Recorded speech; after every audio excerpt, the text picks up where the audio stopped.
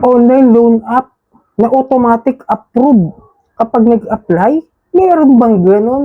So sa video nito may tatalakayin tayo, may ni-review akong isang OLA na nakuha ko lamang doon sa mga text links na nagpo-forward. Ang kulit nito eh.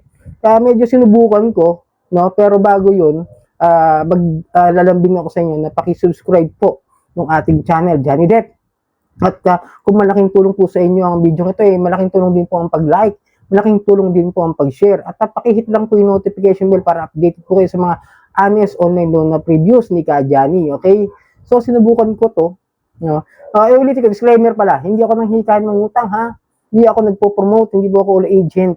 Ako po sinisilip ko lang po, nire-review ko po yung mga online loan apps na susubukan ko kung ano yung kanilang proseso ng pagpapautang at yung proseso ng kanilang paniningil para magkaroon kayo ng tamang expectation sa mga ganitong klase ng mga OLA na hinihiraman ko at baka balak nung hiraman, maging maingat muna kayo, silipin muna natin, sinusubukan ko muna bago nyo subukan. Okay, ito po siya.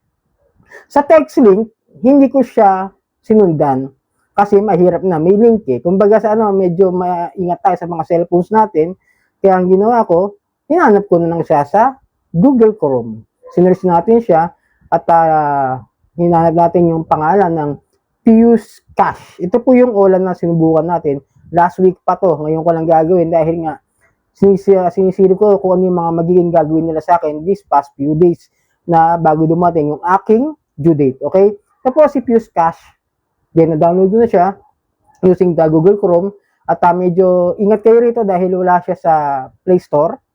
Nada-download lamang siya sa mga Chrome o sa mga website. Tapos magkakaroon po ng application na medyo magiging harmful daw sa device natin. Kaya medyo maging mag-ingat kayo bago nyo subukan to ha. Ito po siya, Fuse Cash, ayan. Okay na tayo, privacy statement.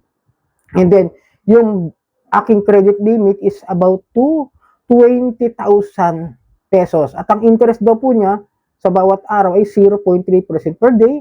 At ang loan term ay 91 to 180 days. Okay? And then, ano raw siya, regulatory partners daw ng SEC, Credit Information National Privacy Commission, which is, hindi ko naman siya nakita sa list of recorded online loan platform, no? Ay, sa credit information, hindi ko siya napansin. O si Fuse Financing ng GCash, kilala natin yan. Pero si Fuse Cash, baka ma-intimidate kayo, baka ma-curious kayo, baka maguluhan kayo, baka akala nyo si Fuse ng GCash yan. Hindi, iba siya.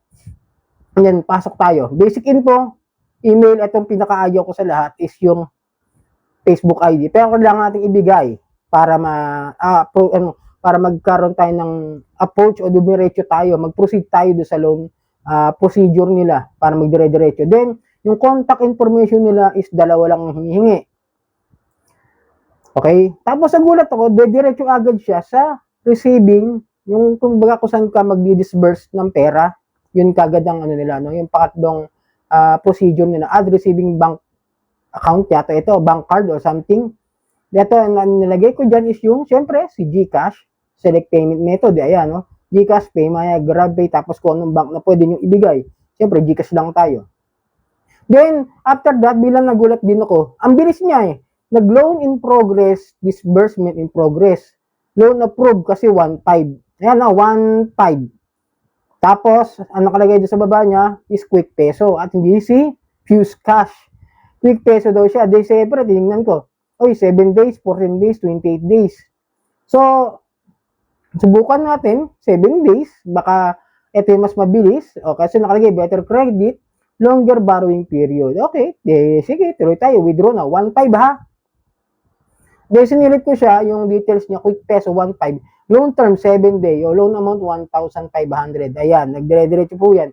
Nakalagay po rito is, biglang nag-loan in progress na siya. Disbursement in progress, loan approved. Approved na agad ha.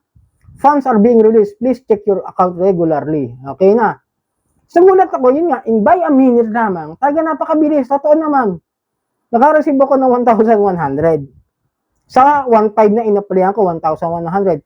But unfortunately, nung binuksan ko siya ulit, nagulat ako na auto-approve siya sa 2,000 loan amount. O kaya, 2,000 pala, hindi 1.5. Tapos 1.1. Ang gulo, hindi ba? Excuse me. And then, sinilip ko yung repayment or pending repayment details ko.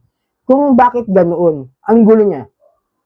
Loan amount is 2,000, 7 days. Tapos may service fee na 840 at may interest na 48 pesos, may payment channel fee na 20 pesos. So, yun lang daw ma-receive ko is 1,140. Okay? 1,140 na lang po yung na-receive ko. Bali, yun nga yung pumasok at ang babayaran ko raw in just 7 days ay 2,048 pesos. 7 days ha. Tapos in-applyan ko to is, kung makikita nyo is November 24. Bibilangan natin kung 7 days ba talaga yan.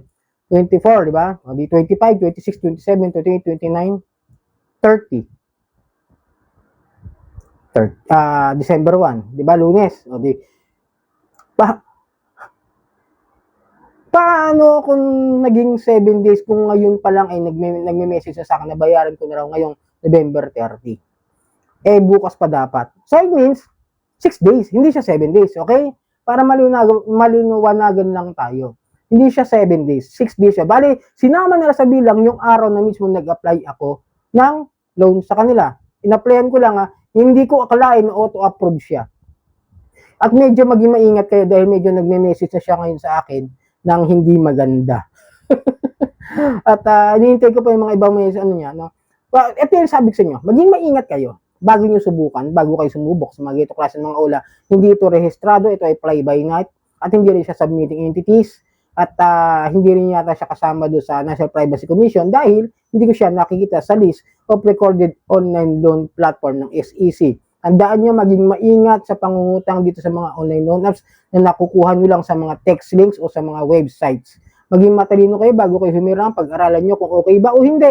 At hindi ba makakasira at makaka-apekto sa inyong pang-araw-araw na pamumuhay. So sana nakatulong ang video ito. Muli maglalambing ako na pakisubscribe po. Johnny Depp, mga usapang online loan apps reviews at honest reviews. Maraming pong salamat sa uulitin.